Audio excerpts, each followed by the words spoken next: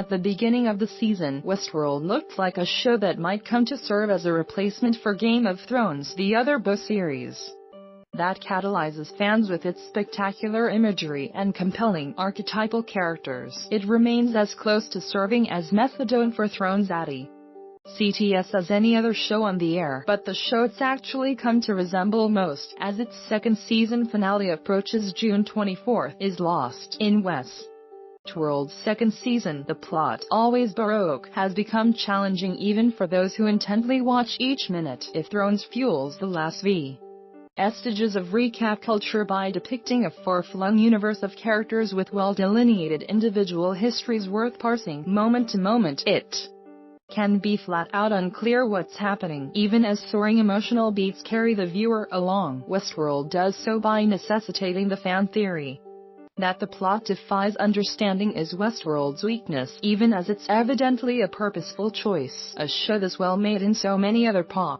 particulars doesn't slip into incomprehensibility by accident, but that the show has the power to move us even in spite of its plot being quite so OCCL. That is its great strength. Related Watchmen pilot cast revealed. Regina King in lead role. Charlemagne the God Setbo interviewed series. What script had me in this show about androids coming to discover something like personhood within themselves, ironically, are the actual humans in the show's RST season. The degradation of William Jimmy Simpson into the Man in Black Ed Harris as he grew obsessed with Westworld's mysteries was a slowly unfolding tragedy. That the two men were one and the same in different narrative timelines was perhaps the most heavily telegraphed of the show's twists. Made the story transfixing. It was the viewer's way in. Season 2 has kept William as our tie to literal humans but erased the humanity. Its gradual lie built out the story of William after he embraced a life tinkering with the technology behind Westworld. In the season's 9th episode, we see that his obsession indirectly cost him his wife, who drowned herself in alcohol to avoid contemplating who her husband had become and lost himself in the condition life within the park. He goes on to kill his daughter, convinced she's a robotic host impersonating his last loved one, realizing too late he was wrong. William's story is both a rebuke and a sympathetic embrace at once.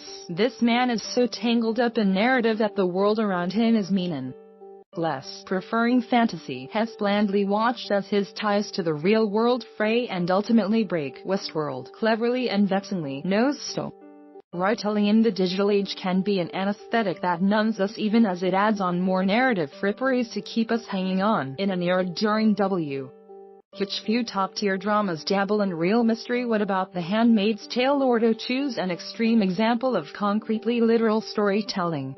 The Crown rewards theorizing. So much of the story works in metaphor, or in a code we haven't yet cracked, and it wonders why. Westworld knows we want to watch. Maeve's story in Season 2 has been transfixing, as she's found herself taking part in a version of her own life in a totally new setting. The Westworld goes East Shogun world, and then, perhaps, come to share a body and soul-sharing bond with her daughter through whom she sees to be learning the life story of the Ghost Nation warrior Akashita. That William's story unfolds in as close as the show gets to plain English is a moving, interesting choice, and one that proves Westworld knows what it's doing. William, more than any other major character on the show, is trapped within his own subjectivity. The future is happening all around him as the show's hosts modify their consciousnesses. Hess stuck being himself.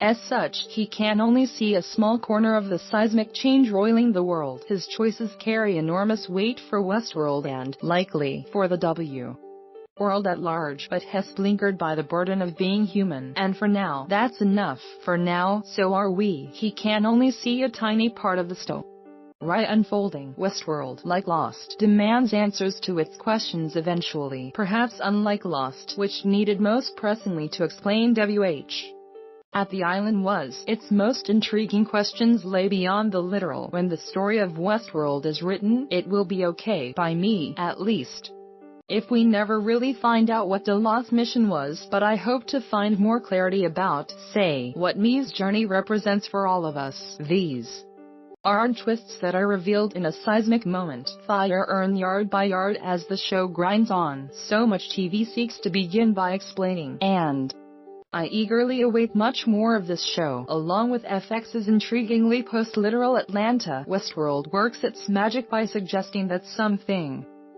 are beyond us. It's a show for an era in which the progress or regression of humanity is happening at a pace none of us can comprehend. A show for lifetimes into which irreversible change has entered. As its second season winds down, its fascinations are more than just theorizing or hype. For now, it's an odd treasure in the glimmering moment between the competently executed and sharp drama it was and the statement in some direction no. Why to its creators it's working towards becoming.